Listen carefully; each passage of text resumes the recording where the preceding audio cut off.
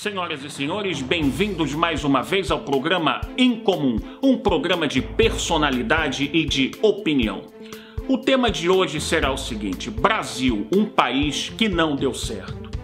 Desde que eu comecei a entender de política, a estudar sobre o assunto, é que eu escuto falar as seguintes expressões: Brasil, o país do futuro, Brasil, um país em desenvolvimento, país emergente, além de outras farsas que as pessoas repetem como papagaios. Eu digo país do futuro uma ova, futuro que nunca virá, a não ser que haja uma mudança radical de atitude e de mentalidade por parte da sociedade.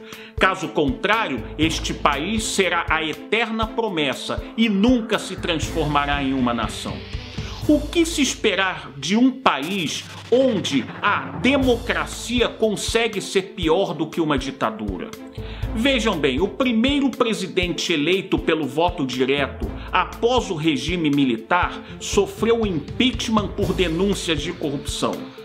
Tempos depois, um sociólogo de botequim dilapidou o patrimônio público estatal, vendendo sem critérios razoáveis algum. Ele dilapidou o patrimônio público deliberadamente sem critérios razoáveis. E, por sua vez, os últimos dois presidentes incharam a máquina pública de uma maneira absurda, ajudando a quebrar o país. Não existe, meus amigos, corrente política definida no Brasil, porque em regra não há ideologia. Sem querer entrar no mérito da questão, vejamos no caso dos Estados Unidos. Você sabe quem é democrata e quem é republicano. São blocos perfeitamente definidos em um país onde há alternância de poder. No Brasil você não sabe quem é quem. Não há ideologia, não há esquerda, direita, muito menos esquerda. São dois conceitos amplamente distorcidos, mas isso eu vou falar em programas próximos. O que eu quero dizer novamente, não há ideologia, existe sim o populismo, a arte de enganar o povo. Veja um exemplo do líder dos caras pintadas, que há tempos atrás ajudou a derrubar o presidente Fernando Collor de Mello, aquele que defendia a bandeira da moralidade. Pois bem, quando ele ascendeu ao poder como deputado, ele defendeu tudo aquilo que ele combatia antes. Eu pergunto a esse cidadão por que ele, enquanto deputado, ele defende um governo marcado por denúncias de improbidade e de corrupção, um governo do partido dele. Meus amigos, é fácil de entender. Neste país onde existem várias leis escritas, muitas insignificantes, sem efetividade alguma, apenas duas que não são nem leis prevalecem. A primeira, a lei do Muricy, a lei do individualismo. Cada um só pensa e só trata de si. E a segunda é a lei do Gerson, a famosa lei do Gerson, a arte de levar vantagem em tudo. E é por causa dessa última, principalmente, que valores como ética, como moral, como honestidade, como cidadania, como decoro foram deixados de segundo plano para baixo. O Brasil, meus amigos, é um país onde, se a interferência do Estado, a gerência do Estado na economia não é benéfica, uma vez que as empresas estatais são consideradas ineficientes e focos de corrupção, as privatizações aos níveis federal e estadual também foram um desastre. Os serviços públicos prestados pelas concessionárias privatizadas continuaram sendo um lixo. Não que eu seja contra as privatizações, muito pelo contrário, elas deram certo nos Estados Unidos e na Inglaterra, por exemplo.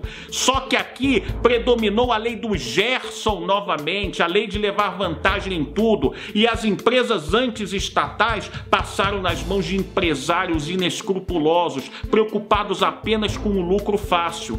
Enquanto que as agências reguladoras que serviriam para fiscalizar viraram cabides de emprego. Aí eu pergunto, dá para confiar num país assim? Não dá, né?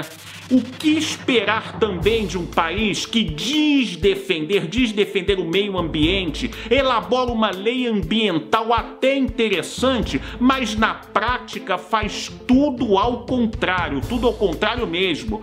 Nunca se viu uma devastação de floresta, são as maiores devastações a níveis mundiais, as ações de madeireiras clandestinas sem repressão, atentado à fauna, poluição de rios, lagoas, baías, fato que vai fazer este país pagar o maior mico da história olímpica. Para finalizar, o que se esperar de um país que teve o maior tempo da história para organizar uma Copa do Mundo e foi o que mais atrasou? Sem falar no desvio de dinheiro, um dos maiores desvios da história do futebol. Eu não estou aqui para falar mal do Brasil por falar, mas eu estou aqui para expressar a minha indignação. Como é que pode um lugar tão rico em recursos minerais, hídricos, naturais, como é que se pode um lugar desse, o povo viver, uma determinada parcela da população viver na pobreza e até na miséria, enquanto o Japão, uma pequena ilha vulcânica, consegue atender a maior parte das necessidades do seu povo? Me expliquem. E aí eu confesso que eu invejo países como Estados Unidos, Japão, Canadá, Suécia, Suíça, Inglaterra, Noruega, Dinamarca, etc, etc. Meus amigos, a corrupção no Brasil não é um problema político, ele é um problema cultural, é muito pior. E enquanto permanecer essa mentalidade hipócrita e individualista, a maior definição para este país será a dada antes por De Gaulle: não é um país sério. E não sendo sério, meus amigos, este país nunca, jamais se tornará uma nação. Até o próximo programa.